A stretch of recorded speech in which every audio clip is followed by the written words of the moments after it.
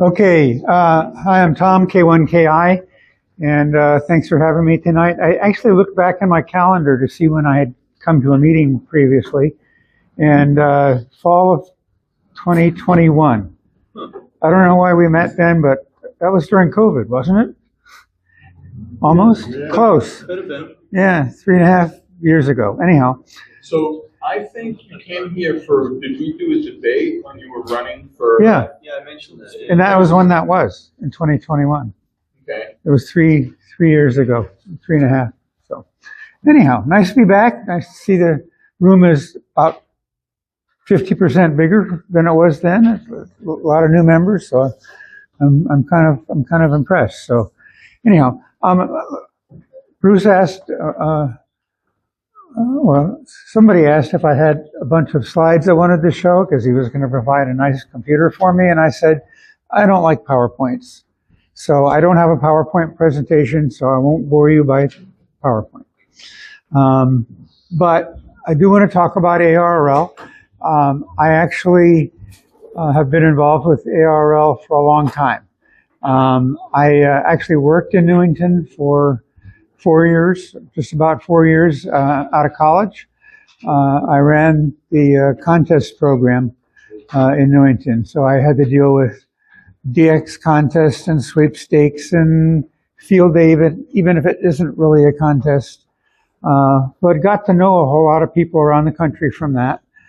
And when I decided I wasn't going to make my fortune working for ARRL, I went and worked in the insurance industry in the Hartford area doing IT stuff for 20-something years. So had a lot of fun doing that.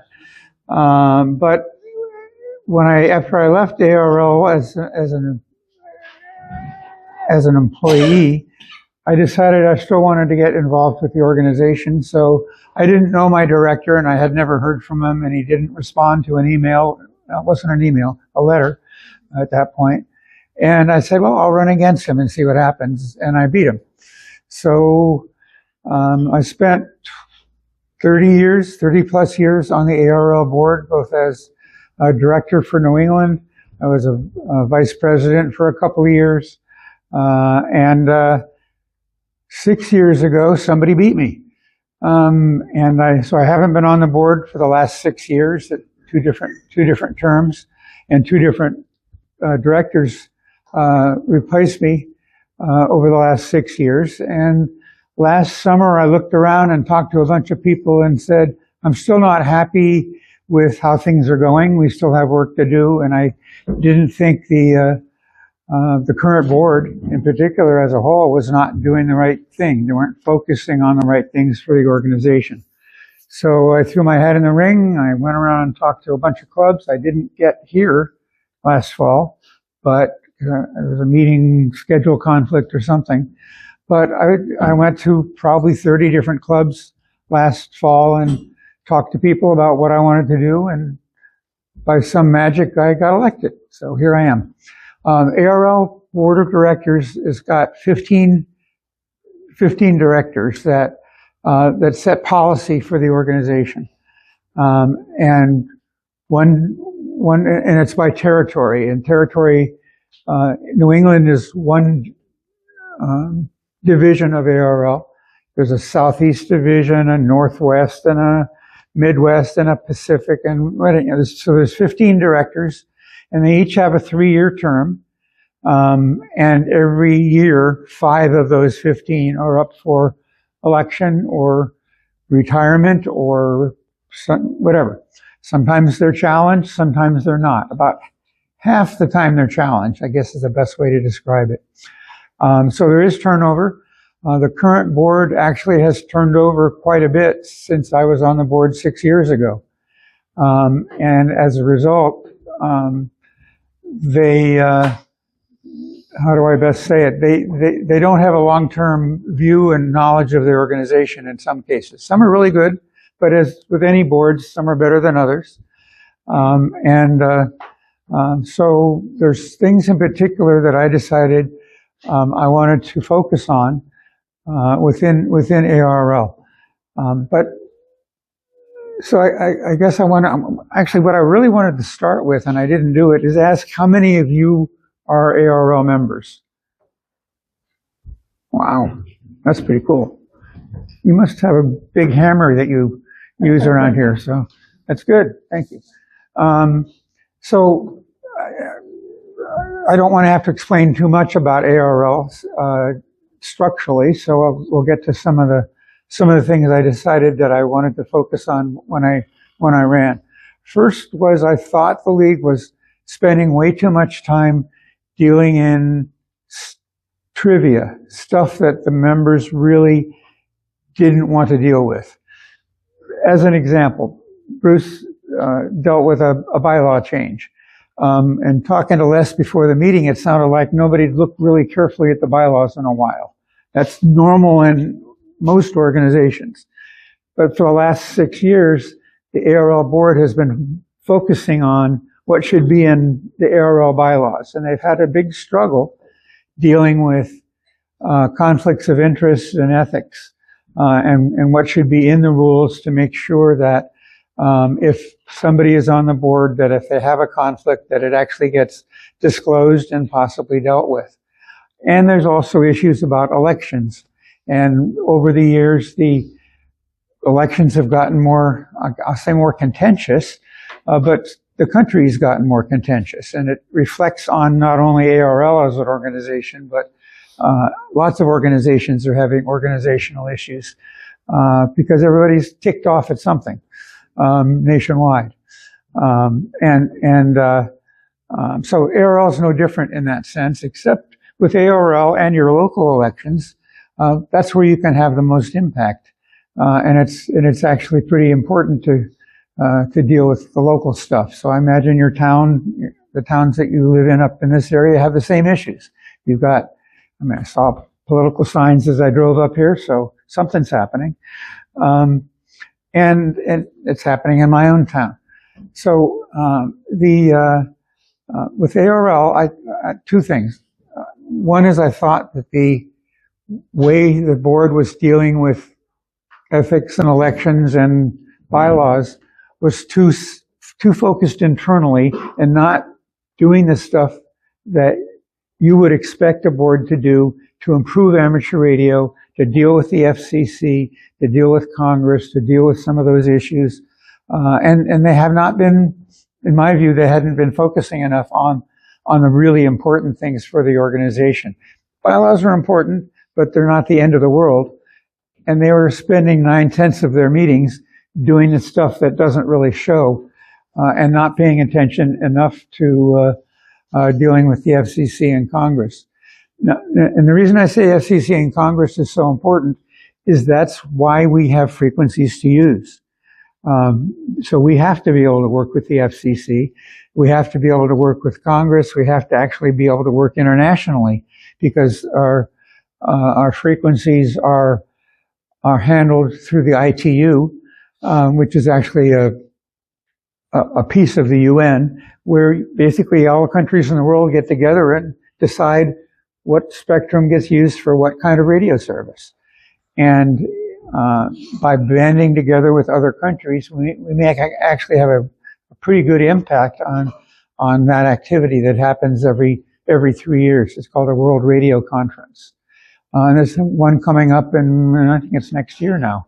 So it's coming up relatively soon, and there's some of the frequencies we use are somewhat at risk depending on how things go. It's sort of like they have an agenda. They set it a couple years in advance, and leading up to it, they have a bunch of preliminary meetings, and people make decisions, and there's a bunch of horse trading, and in the end, the UN or the ITU, I should say, makes a decision, but they don't have an army to enforce the decisions they make. It's done by consensus, and you hope that that countries, when they come to a consensus on something, enforce the decisions they make within their own countries. So the representation we have within the group of national organizations with the ITU is incredibly important. Because, again, if you don't have a frequency to use, no repeaters, no HF spectrum, no nothing. So, oops. Stomp it. Yeah. Thank you, sir. So anyhow, so my view is that we needed to turn up, I won't say turn up the heat. We want to increase our ability to work with not only the FCC, but with Congress as well. And that's the problem. I mean, you can see how well things are going in Washington these days for lots of, no matter which end of the spectrum you're on, they're having a tough time. The new FCC chairman, his last name is Carr, C-A-R-R. Brendan Carr. He's an interesting guy. He was an FCC commissioner, and he got promoted to be the chairman. And his view, his overreaching view, is that more spectrum should be given or sold to commercial use. And that includes our spectrum in some cases. So right now, the FCC is not able to auction off spectrum, which they've done for a lot of it. That's why my cell phone works. It's why your cell phone works. It's why other things work. Because spectrum is valuable, and companies are willing to bid to use spectrum, and that money goes back to the U.S. Treasury. Sounds like a good deal. But again, we don't buy our spectrum. We get to use it because we provide a service through amateur radio. The discussion you had earlier about what you do with your repeater, or why the town works with you. You spend money on the equipment. You do your own training. We do our own training, and we're available to help out when emergency services are busy with what they need to do. We get the help on the back side of that and provide a whole lot the town couldn't afford otherwise. So our spectrum, particularly the higher spectrum, the microwave spectrum, is often shared with government frequencies. And that's good, because mostly the government use of microwaves and higher is not extensive, and it's easy, and it's possible for us to share with them, and just make sure we avoid each other and talk to each other about how we're using it, and they tell us when there's a problem. We work around it. We're secondary users. They're primary users of most of that spectrum, and I'm talking about 450 and up, basically. So we have to have a really good relationship with the FCC, but the new chairman really wants to auction more spectrum off.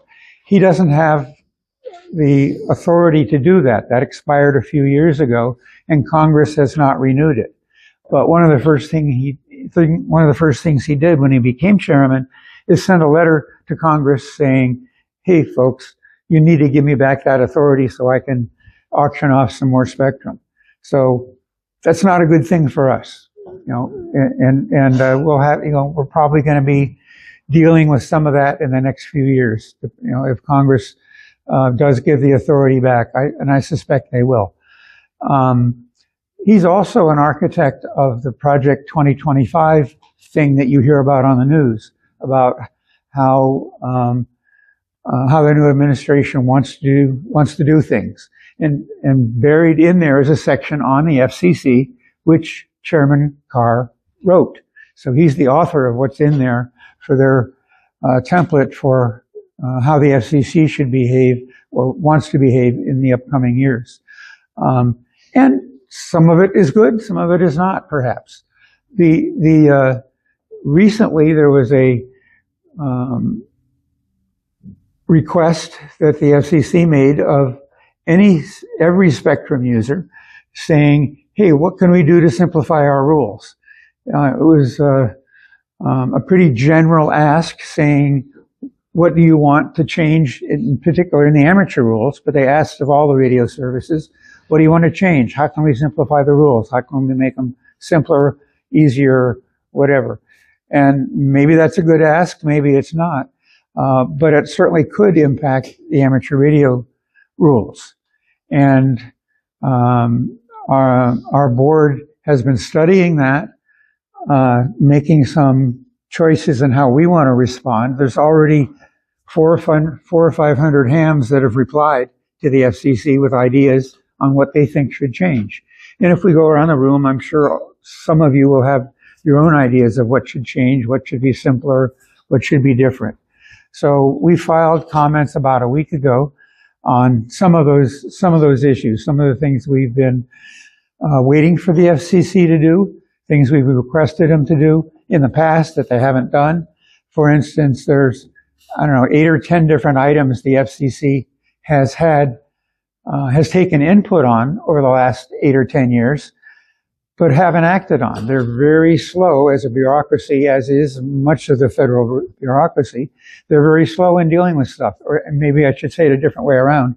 They're very deliberate and careful in how they deal with things. And they traditionally, obviously, have spent more time on broadcast and cell phone issues and so on. And amateur radio has been kind of a background thing that they look at once in a while. But over the last 10, 20 years, the FCC has turned into a different regulating agency. They used to have a bunch of engineers and field offices and people who used radio in some different way. And now they're mostly attorneys, and they're helping to deal with the details of regulation, but they don't have the practical experience in many cases of actually knowing radio well enough. So that has changed the FCC over the years. So we have to be particularly careful in how we ask the FCC questions, how we comment on stuff. One of the good things we have is a lab in ARRL that does really good technical studies and work on potential FCC actions and give them measurements of, hey, if you want to propose this, this is the kind of impacts that might have not only on our spectrum, but other use of the spectrum as well. So we have some pretty good resources to use when the FCC asks questions. But I would say the next couple of years are going to be interesting in seeing how the FCC reacts. I don't think anybody's paid a whole lot of attention to them in a while because the Congress itself has not been particularly functional for quite a while.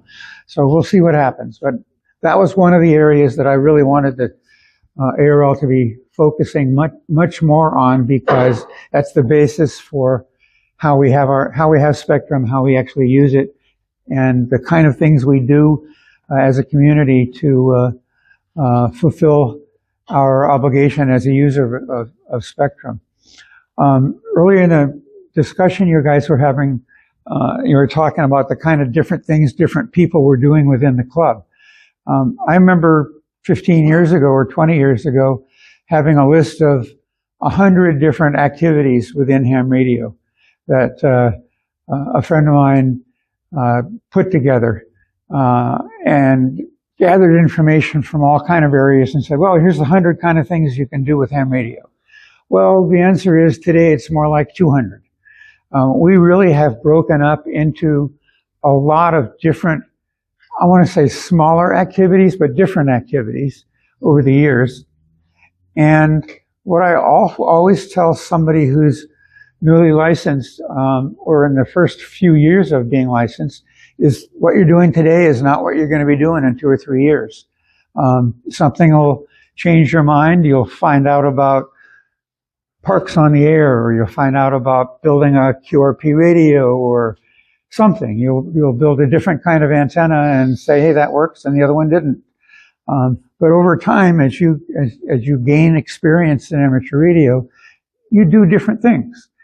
And that's really important. That's part of what makes us amateur radio operators, is that we like to learn stuff. You know, we're curious about it. How does it work? Why does it work? You know, some things you find out you're good at, and some things you're not.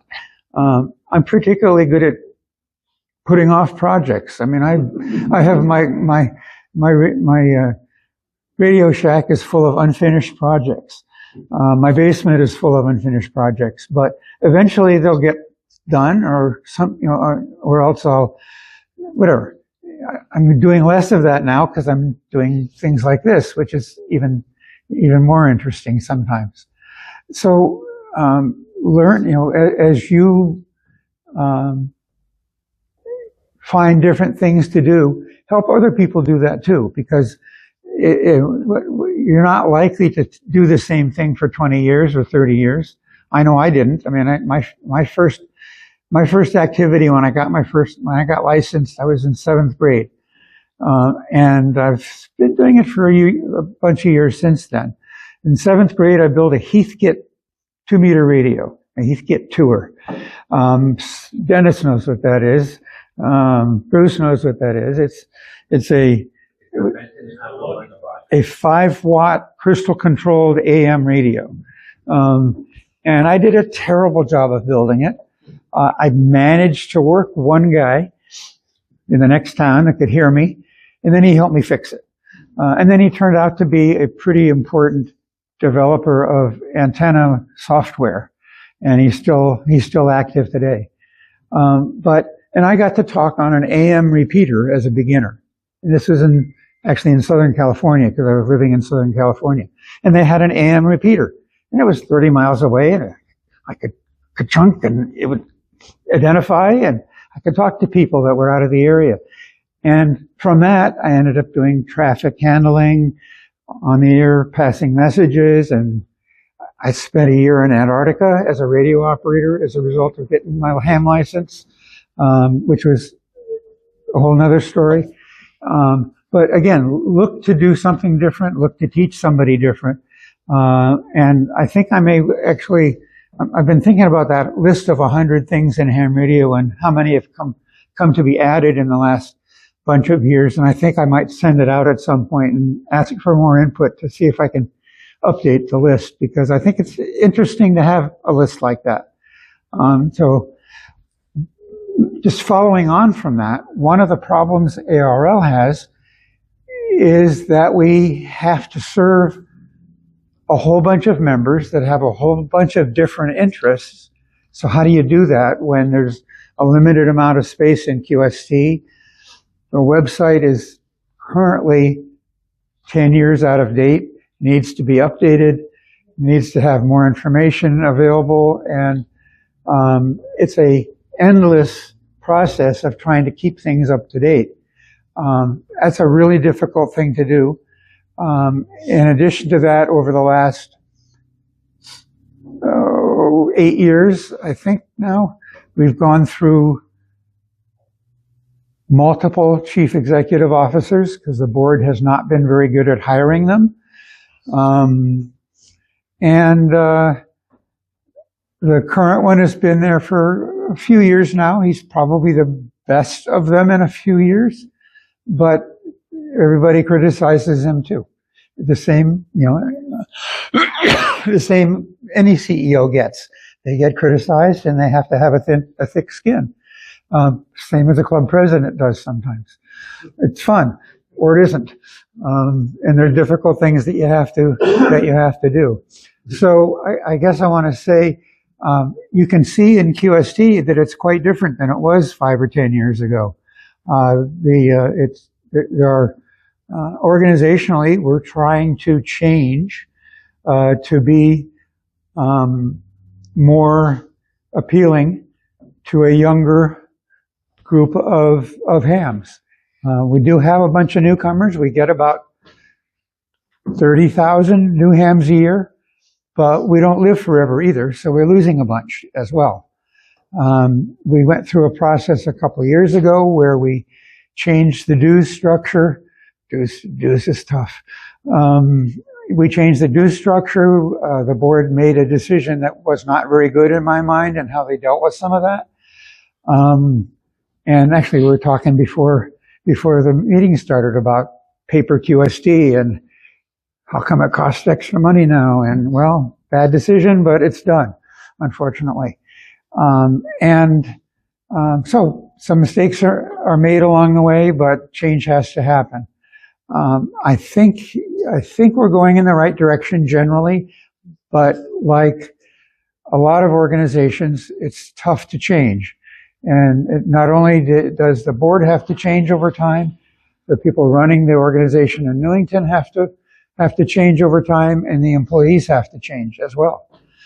We've had a lot of turnover. That's not good, as I said earlier, in that we've lost a lot of knowledge through that turnover. I like the way you have a board where you have former presidents on the board.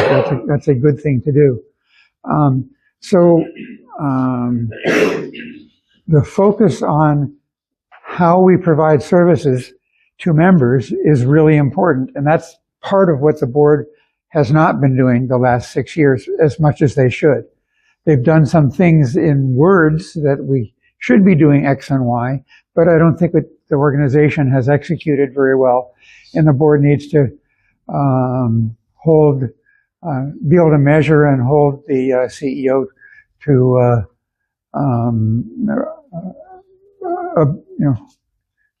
how do I best say it? Manage the CEO.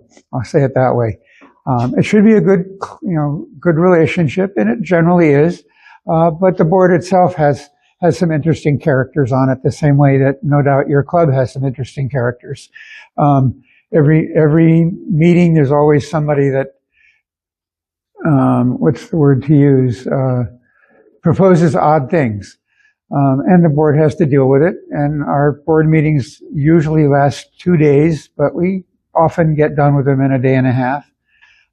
We've tried Zoom meetings for some stuff, and it works okay, but nothing beats actually getting together in person and having all kinds of side conversations and so on. And I'm really glad to see you guys are doing so well at getting people to meetings. I guess your last meeting list said had like 40 people or so. Yeah. 40 some odd people. Yeah, that's incredible. So I think that's a good measure of how you're doing as a group. I've probably talked too much one way, and I guess the one thing I want to make sure is I have some time to get some input from you and some questions. I'd be glad to talk about anything about ARRL. There's if you have good questions, bad questions, any questions, please ask. And what's the current membership count of the ARRL? About 150,000 total. About 130,000 are full members. There's about 10,000 associate members or student members, because we've actually got a new category for student membership if they're under a certain age. That's free. And we also have a bunch of international members, including maybe 4,000 or 5,000 from Canada. So that's all included in that 150. But just as a follow-up question, of the 130,000 full members, what percentage are life members versus yearly or bi-yearly renewals? The life membership has been pretty steady over quite a few years, and it's somewhere between 18 and 20,000. 50 and 70? 18 and somewhere around 18 to 20. And for a while they stopped doing life memberships. It had started back up again, and there's a graduated payment amount depending on your age now, which makes it more complicated, but I guess it makes it less of a problem doing it that way for some. Anyhow, okay, Dennis. Okay, there are a couple of things. You mentioned quite a few things. I know. Okay, there was a big cry from the membership that there was no transparency, and ARRL started to put some of their transparencies into the magazine, into the QST. So now we're seeing a little bit more from what people didn't know anything about.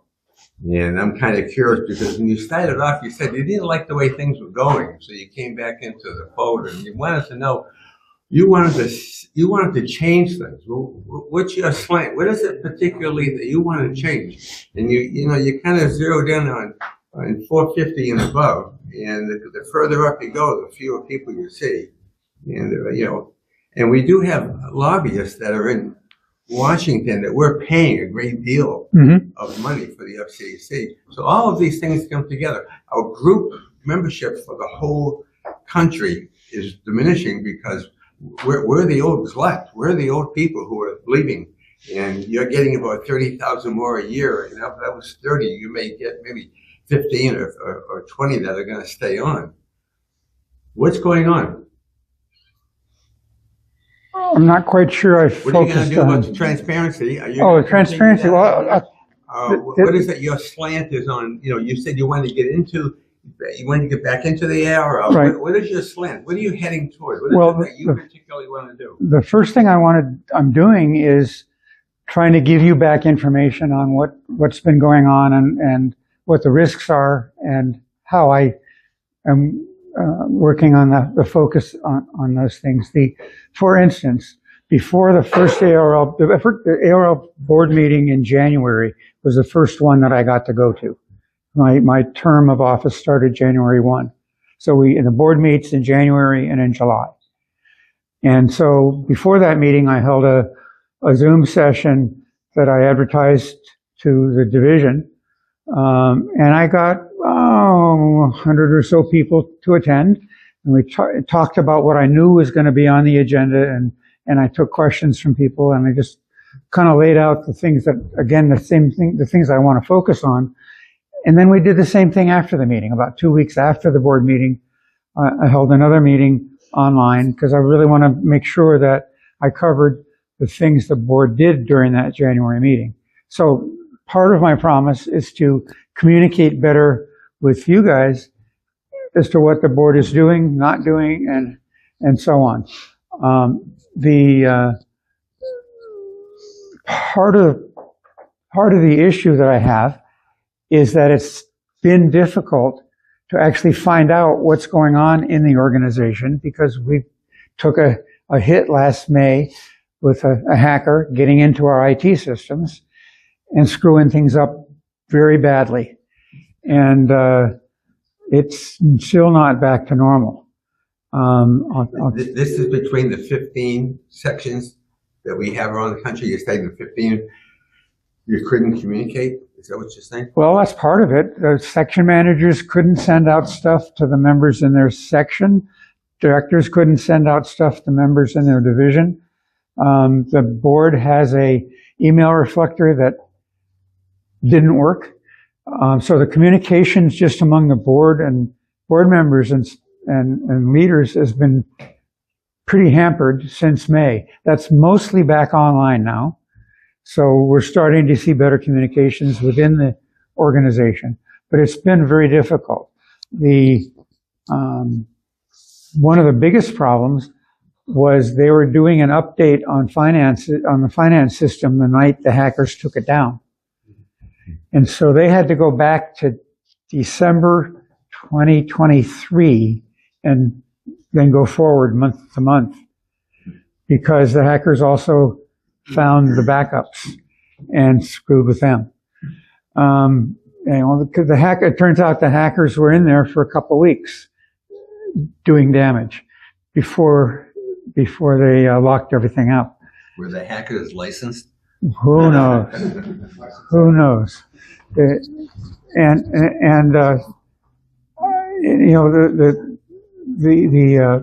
problem there is over the life of ARRL. When I was director before, even we have been terrible at dealing with IT stuff. When I worked there, I had one of the first computers that Newington had, and it was a TRS-80, a really nice Radio Shack cassette tape backup for programs and 25K of RAM. It was great. Going forward, we had a bunch of different mini computers. We've had some more modern stuff recently, but apparently not very good defenses. And I like to describe the ARRL IT the way I would think I would describe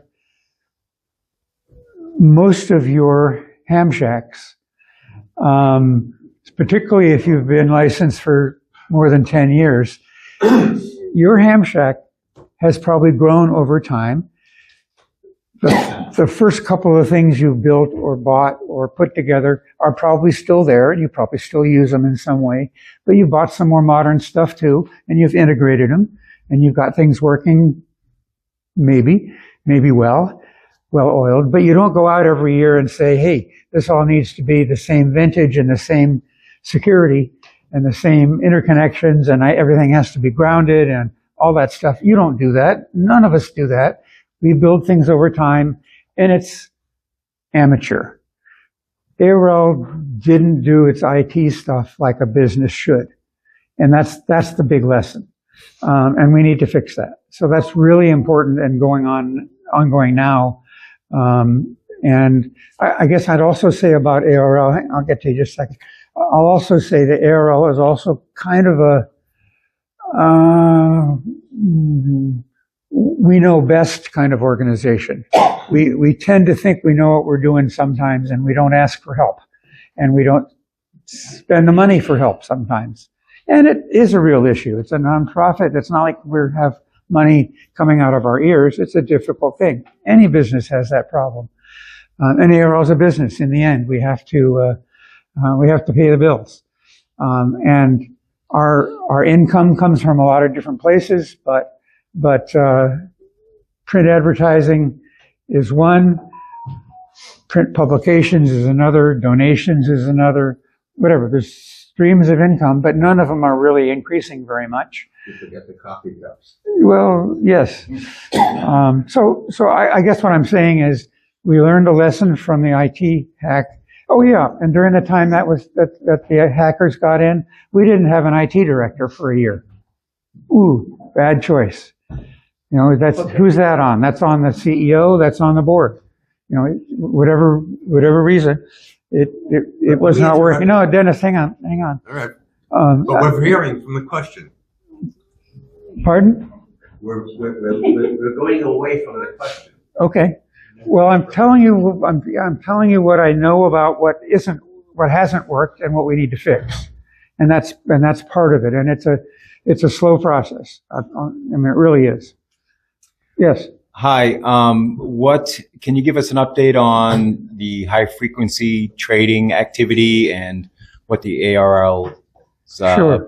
position is on it? Yeah. For those who don't know what this gentleman is talking about, there's an experimental license that the FCC issued a few years ago for somebody who wants to do what's called HF, high frequency trading. And it's high frequency trading has two pieces of it. One is it uses high frequencies like 20 meters. And the other is they want to do stock trading or commodity trading or whatever fast. And it turns out that radio waves are quicker than fiber.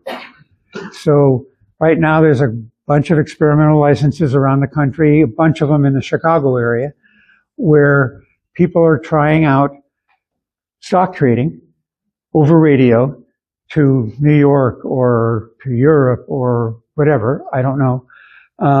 So they can be milliseconds quicker than somebody else to buy stocks. And if you're first, you get the buy. If you're milliseconds late, you're out of luck. So from their point of view, if they can cut the time by just a little bit, they can make a lot of money. So and the experimental licenses they have are using frequencies at HF, which could easily cover frequencies near 40 meters or 20 meters or even 15 meters for the next few years. And the issue is they're running quite high power. They're talking 15, 20, 25 kilowatt HF digital signals, I think mostly digital, and pretty high gain antennas, and often pretty near the edges of our frequencies at HF. And the way the FCC has given out the experimental licenses, theoretically, they have to protect our spectrum so they don't get too close. But the rules they want them to get close. They don't want them, the people who are trying to do this technology don't want to have to protect ham radio or other services. They just want to be able to do what they want to do and run lots of power and go. Tom, I think the issue is not so much the power or the proximity, okay?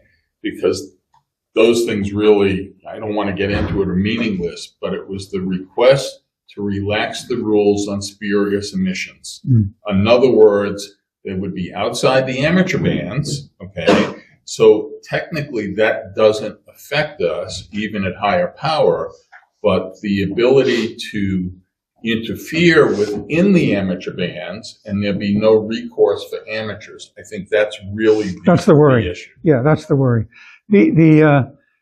So back to the comment I had about the ARRL lab. Both the ARRL lab and a group of people around the country are monitoring those signals, trying to document what the signals are like, how close they are to the amateur bands, how much problems we experience, because sometimes the HF trading signals are broader than they should be, and some of that does already get into the amateur bands. So we've been giving the FCC a lot of technical data from our lab and from our monitoring to let them know how it's going and why it's a problem, even just in the experimental license part.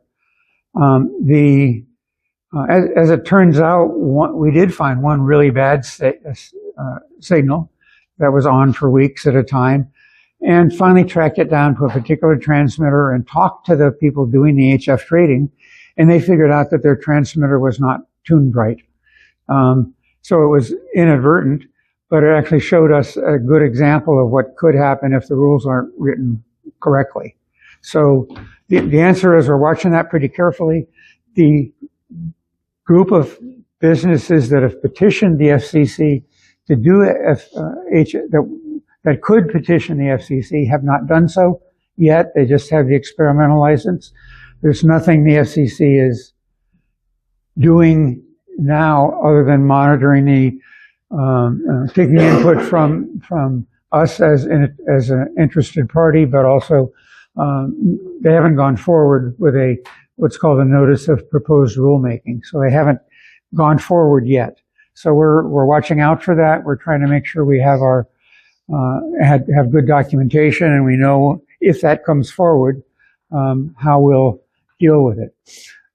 The other part of it is that satellites don't help here either, because satellites have delay times even longer.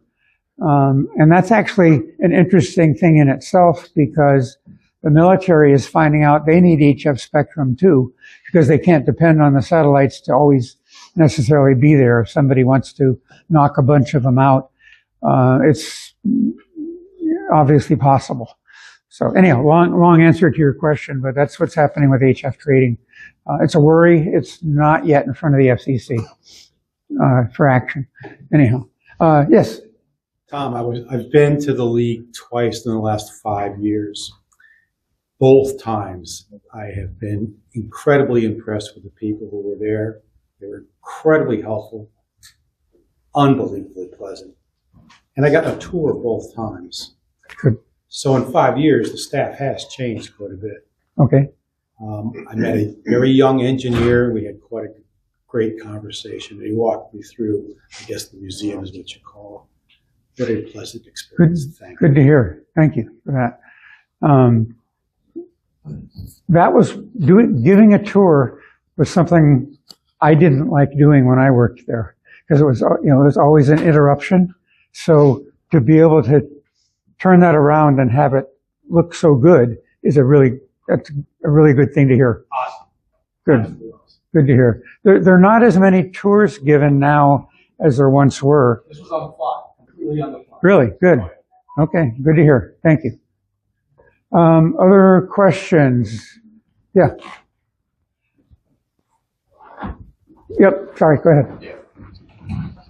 Oh. When it comes to the ISM band, 900 meg in that area, what's the plan for that? I know there's somebody peeking around at it, but is there any word on that at all? There is something before the FCC where somebody is looking to change much of, if not all of that band to commercial use, basically. The problem is there's a bunch of stuff already in there. It's, like you said, it's in some ways, well, some people refer to it as a garbage band because it has so much stuff in it, and it's not usually high power. It's just a lot of stuff. I mean, we've got some spectrum there, but so do others, and we all kind of share it and work around it. I haven't heard anything much since that petition was filed. I know we've replied to it and talked about our usage, and I honestly don't know. The FCC, like I said, is very slow at dealing with things, so it could easily be that in the 5 years it'll probably take them to deal with it, technology is going to change. And actually, somebody asked me last week about, well, now that the folks that wanted to use 220 to 222 are not using it, why don't we ask for it back? And that's probably a good question. But that's partly why technology is changing in how, I mean, the traditional way of allocating spectrum is to say from here to here is X and here to here is Y and from here to here is Z. But there's something called spread spectrum, which lets a signal go all over the place in little pieces in lots of places. That's actually a more reliable technology in some ways, but it's not used a great deal so far. I think the military uses it a lot, but it's not something you see a lot in, even in the commercial side yet. But so that's a worry. I mean, that's one of the areas that's currently under attack, and we still have some access at 3 gigahertz, for instance, where they made a decision a couple of years ago that said we're going to lose our access at that in that band. We still have access because they haven't fully implemented it, and we've asked to be carried along as a secondary user. I don't know if that's going to work or not, but that's a spectrum where much of the energy in reallocation is likely to show up. So it may be easier for us to get more spectrum on the lower frequencies. I don't know. But generally speaking, we have in the past had some really wide pieces of access to microwave spectrum, and generally our activity has been not very high in many of those bands. You get on in a microwave contest weekend and you get 50 people across the country or 100 people on the air, and outside of that, almost nothing. But that's difficult to argue for as a way to keep the spectrum. So if we can use the higher frequencies, the better we use it, the better we are to be able to defend it. I know that the near 900 group, I play a lot of the 900. Yep. I've done the VH, I've done the 440 and 220 and the 70 centimeter. Now it's kind of focusing on the 900 side of it because it is at risk. Yeah.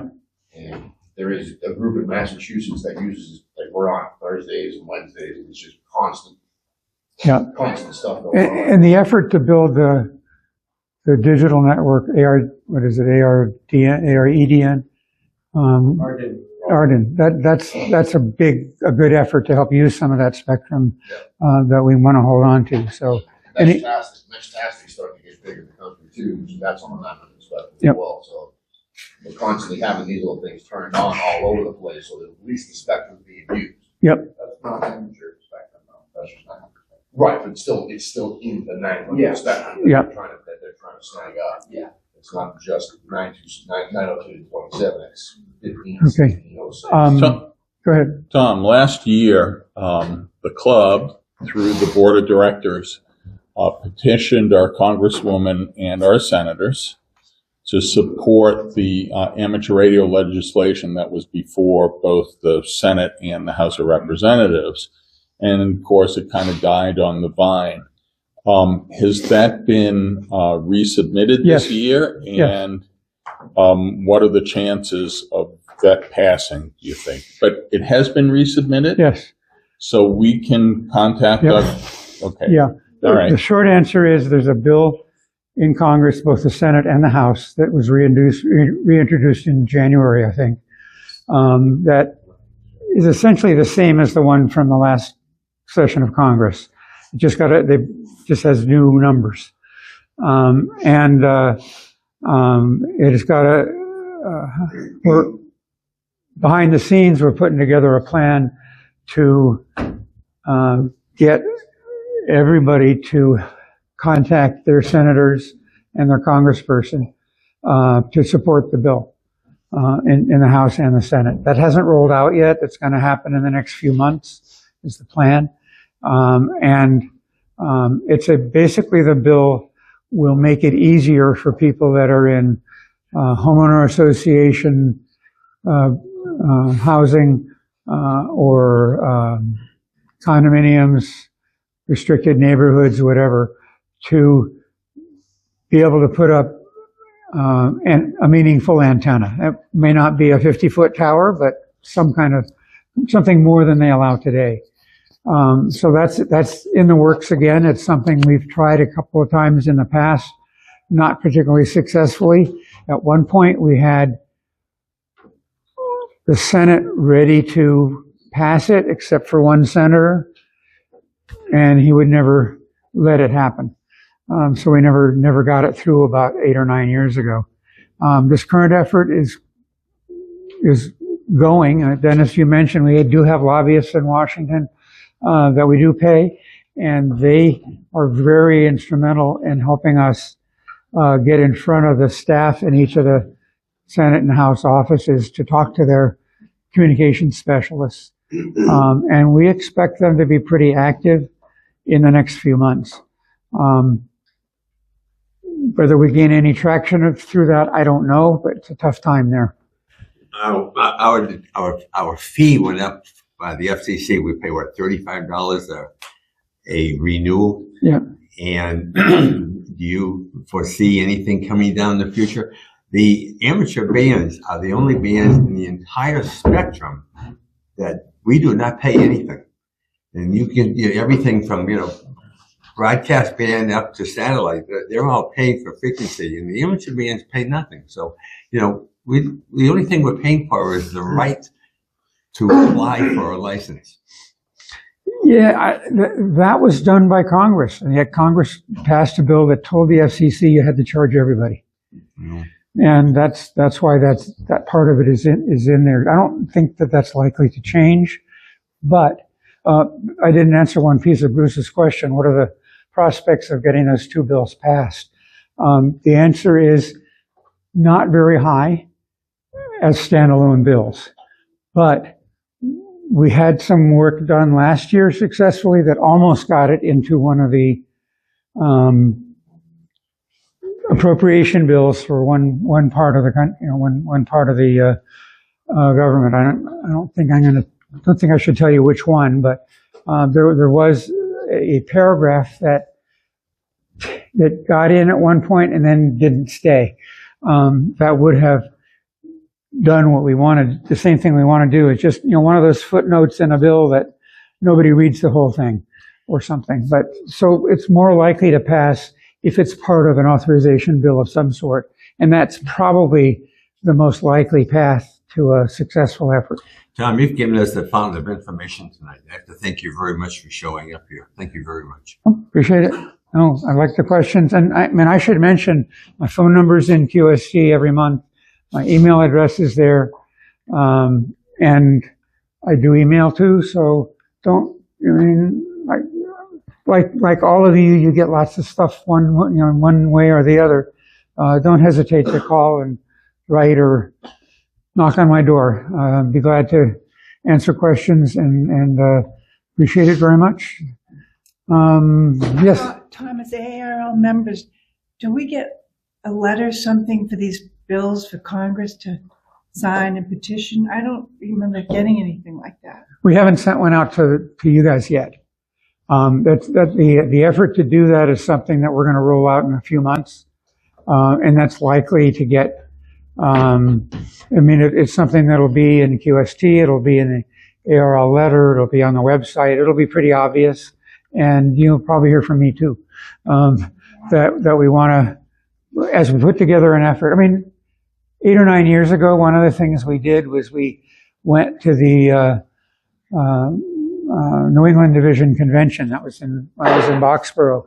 And we brought a printer and we brought a machine, a computer, and we helped people type in their name and address, and we automatically addressed letters to Congress or to the Senate or both from individuals, and then gathered them all and basically delivered them in mass to the different offices. Because doing that with a stack of letters means a lot, even if they all say something similar. And so, yeah. And also being at these, like the Net Fest, these shows, every flea market, every, to be there with the table, Yep. sign this and get it in. Yeah, yeah. So if you don't hear from us, we're doing a bad job. I guess I'll say it that way. So me too. So keep, if you don't see anything in a few months, then something is broken. I did want to talk briefly about the New England QSO party before it gets too late. If we're mostly done with the questions here.